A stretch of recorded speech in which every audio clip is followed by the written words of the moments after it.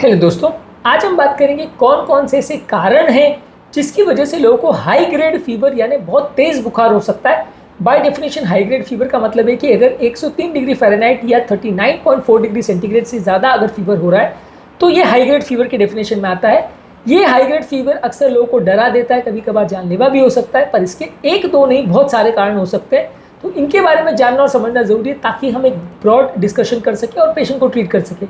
ज़्यादातर लोग को लगता है कि बुखार मतलब वायरल फीवर हो, अपने आप चला जाएगा, लेकिन बुखार ऐसा नहीं होता। वो बहुत सारे कारणों से हो सकता है, बहुत सारी छोटी और बहुत डेंजरस बीमारियों में भी हो सकता है। इसलिए हाई ग्रेड फीवर के कारणों पर आज बात करेंगे ताकि आप डिफरेंशिएट कर सकें और उसकी बेसिस पे अपना ट्रीटमेंट स्ट्रैटेजी प्लान कर सकें। टॉपिक पर जाने से पहले जो लोग हमारे चैनल पर नए हैं उन्हें रिक्वेस्ट करूँगा कि चैनल को सब्सक्राइब करें, वीडियोज़ को लाइक करें, शेयर करें, फॉलो करें, कमेंट करें, पूरा देखें। टॉपिक इंपॉर्टेंट है, इसमें ज़्यादातर हम कारणों के बारे में बात करेंगे और शॉर्ट में उसके बारे में क्या वो बीमारी होती है उसके बारे में बात करेंगे।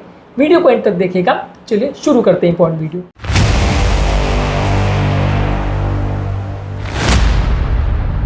सबसे पहले इन्फेक्शन अगर शरीर में हो जाए, चाहे वो बैक्टीरिया का या वायरस का, वो हाई ग्रेड फीवर कर सकता है। बैक्टीरियल इन्फेक्शन में आता है सेप्सिस, जिसमें बहुत सारे कीटाणु पूरे शरीर में ब्लड में फैल जाते हैं, जिसकी वजह से व्यक्ति का ब्लड प्रेशर कम हो जाता है, हृदय गति बढ़ जाती है और कंफ्यूजन स्टेट क्रिएट हो जाता है।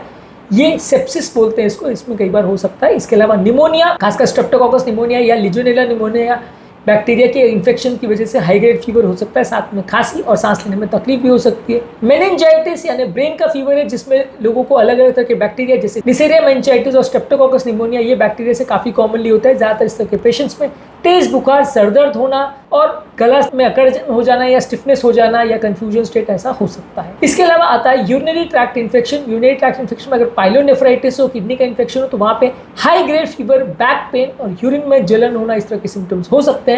ये इंडिकेट करेगा कि प्रॉब्लम यूरिन में है। एंडोकार्डाइटिस यानी हार्ट का अगर इन्फेक्शन हो जाए तो वहाँ पे भी high grade fever, chills, rigors हो सकते हैं, पर ज्यादातर इस तरह के केसेस में पुरानी कोई हार्ट की प्रॉब्लम हो तो ही ऐसा देखने को मिलता है। इसके अलावा अगर किसी व्यक्ति को शरीर में कहीं पस हो जाए, जैसे लिवर में, पेट में या पेल्विस एरिया में अगर एब्सेस हो जाए, तो ऐसा देखने को मिल सकता है। इसके अलावा कई वायरस इन्फेक्शन में भी ऐसा हो सकता है, जैसे इन्फ्लुएंजा, जिसमें high grade fever, body aches और रेस्पिरेटरी सिम्टम्स और खांसी और श्वास का तकलीफ होता है। कोविड-19 की वजह से भी हाई ग्रेड फीवर, श्वास लेने में तकलीफ और दूसरे सिम्टम्स हो सकते हैं। डेंगू फीवर में कई बार high grade fever, severe headache, joint और मसल पेन और रैश हो सकता है। एबोला वायरस के इन्फेक्शन में हाई ग्रेड फीवर, ब्लीडिंग और ऑर्गन फेलियर हो सकता है। मीजल्स के इन्फेक्शन में high grade fever, running nose और एक कैरेक्टरिस्टिक रेड रैश पूरे बॉडी में हो जाता है।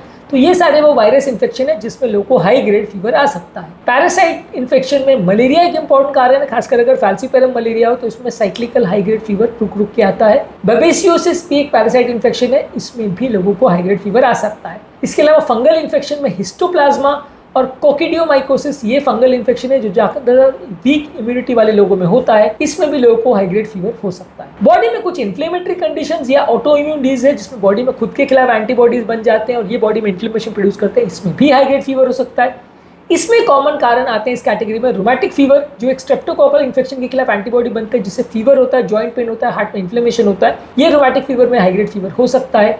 इसके अलावा लूपस यानी सिस्टमिक लूपस एरिथेमेटोसिस में high grade fever, joint pain, rashes और ऑर्गन का इन्वॉल्वमेंट यानी किडनी का, हार्ट का और अलग अलग टिश्यूज का, जॉइंट्स का पेन इसमें हो सकता है। इसके अलावा स्टिल्स डिजीज यानी एडल्ट ऑनसेट स्टिल्स डिजीज में high grade fever, joint pain और सैल्मन कलर्ड रैश मिलता है। कावासाकीज डिजीज में high grade fever, lymph node swelling और ब्लड वेसल्स में इन्फ्लेमेशन देखने को मिलता है, खासकर हृदय की नलियों में इन्फ्लेमेशन देखने को मिलता है। इसके अलावा वैस्कुलाइटिस यानी नलियों में सूजन अगर होती है तो जाइंट सेल आर्थराइटिस और पॉलीआर्थराइटिस नोडोसा में हाई ग्रेड फीवर देखने मिल सकता है। कुछ कैंसर्स भी ऐसे हैं जिसमें हाई ग्रेड फीवर मिल सकता है, जैसे लिम्फोमा, इसमें नॉन हॉजकिन लिम्फोमा में high grade fever, night sweats और वेट लॉस मिलता है। ल्यूकेमिया यानी ब्लड के कई कैंसर्स में भी ऐसा हो सकता है और कई ट्यूमर रिलेटेड फीवर जैसे रीनल सेल कार्सिनोमा में भी हाई ग्रेड फीवर देखने को मिल सकता है। ये साइटोकाइन के रिलीज होने की वजह से होता है। इसके अलावा कुछ दवाइयों की वजह से भी फीवर हो सकता है, जैसे कुछ दवाइयों के रिएक्शन, जैसे कुछ एंटीबायोटिक्स यानी कीटाणुनाशक दवाइयाँ और कुछ कीमोथेरेपी एजेंट्स जो कैंसर के लिए देते हैं, उसमें भी हाई ग्रेड फीवर हो सकता है। एक मैलिग्नेंट हाइपरथर्मिया होता है, जिसमें कुछ एनेस्थेटिक एजेंट्स की वजह से बॉडी में टेम्परेचर सडनली बढ़ जाता है, मसल रिजिडिटी और हाई ग्रेड फीवर होता है। एक होता है न्यूरोलेप्टिक मैलिग्नेंट सिंड्रोम, जिसमें high grade fever, muscle rigidity और मानसिक संतुलन बिगड़ जाना ऐसे लक्षण हो सकते हैं। ज्यादातर एंटीसाइकोटिक मेडिसिन के रिएक्शन की वजह से हो सकता है, यानी कुछ मेडिसिन भी ऐसी है जिसके रिएक्शन से हाई ग्रेड फीवर हो सकता है। इसके अलावा अगर कोई हीट स्ट्रोक हो या मैलिग्नेंट हाइपरथर्मिया हो, यानी अगर किसी व्यक्ति को अगर बॉडी में हीट का प्रॉब्लम सडनली हो जाए या सनस्ट्रोक हो जाए तो भी हाई ग्रेड फीवर हो सकता है। कुछ एंडोक्राइन प्रॉब्लम्स जैसे थायराइड स्टॉर्म, जिसमें बहुत ज़्यादा थायराइड हार्मोन बॉडी में आ जाता है तो हृदय गति बढ़ जाती है, फीवर हो सकता है। मानसिक संतुलन बिगड़ सकता है, ऐसे लक्षण हो सकते हैं। एड्रिनल क्राइसिस यानी ये एड्रिनल इंसफिशिएंसी वाले पेशेंट्स में भी कई बार हाई ग्रेड फीवर हो सकता है। इसके अलावा सर्जरी के बाद कई बार पोस्ट ऑपरेटिव इन्फेक्शन की वजह से, जैसे वुंड में इन्फेक्शन, एब्सेस हो जाए या निमोनिया हो जाए तो हाई ग्रेड फीवर हो सकता है। सर्जरी के दौरान अगर आपको इंट्रावीनस लाइंस या कैथेटर्स डालते हैं तो उसके बाद भी हाई ग्रेड फीवर हो सकता है। इसके अलावा अगर किसी व्यक्ति को कोई ब्लड ट्रांसफ्यूजन दिया गया है तो वैसे व्यक्ति को भी हाई ग्रेड फीवर हो सकता है। किसी व्यक्ति को अगर ऑटोइम्यून हिमोलिटिक एनीमिया हो गया तो वैसे लोगों को भी ब्लड सेल्स का डिस्ट्रक्शन और हाई ग्रेड फीवर हो सकता है। इसके अलावा नॉन इन्फेक्शियस इन्फ्लेमेटरी कंडीशंस यानी पल्मोनरी एम्बोलिज्म में भी हाई ग्रेड फीवर हो सकता है, और गाउट या सूडो गाउट में भी हाई ग्रेड फीवर हो सकता है। ज़्यादातर इसमें जॉइंट में सूजन, फीवर और मसल्स पेन हो सकता है। तो ये है वो कारण जिनकी वजह से लोगों को तेज बुखार यानी हाई ग्रेड फीवर हो सकता है। यदि आपको हाई ग्रेड फीवर तो साथ में जो लक्षण है उसके बेसिस पे आपको जज करना पड़ेगा कि इनमें से कौन सा कारण है, उसके हिसाब से ट्रीटमेंट होगा। इसीलिए कहते हैं कि हाई ग्रेड फीवर जब भी हो तो आपको डॉक्टर को दिखाना जरूरी है, क्योंकि इसमें कारण बहुत सारे हो सकते हैं।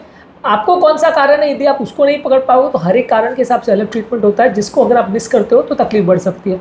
तो इसलिए कारणों को पकड़ना और डॉक्टर को दिखाना हाई ग्रेड फीवर में ज़रूरी है। खासकर अगर आपको कोई और एडिशनल रिस्क फैक्टर्स या एडिशनल इशूज़ है तो डेफिनेटली डॉक्टर को दिखाना चाहिए। कुछ केसेस ऐसा हो सकता है कि आपको सिंपल वायरल फीवर मिले, लेकिन काफ़ी केसेस में डेंजरस बीमारी भी हो सकती है। तो जब कभी बुखार 103 को एक्सीड करे तो शायद आपको डॉक्टर को दिखाएं तो ज़्यादा बेटर रहेगा। उम्मीद करूँगा कि आज के टॉपिक में कुछ नई बातें जानने को मिली होगी। फीवर के संबंधित और फीवर के मैनेजमेंट और बेस्ट और वर्स्ट फूड्स, वेजिटेबल्स पर भी हमने अलग वीडियोस की, इनको जरूर चेकआउट करें। टॉपिक एंड करने से पहले जो लोग हमारे चैनल पर नए हैं उन्हें रिक्वेस्ट करूँगा कि चैनल को सब्सक्राइब करें, वीडियोस को लाइक करें, शेयर करें, फॉलो करें, कमेंट करें।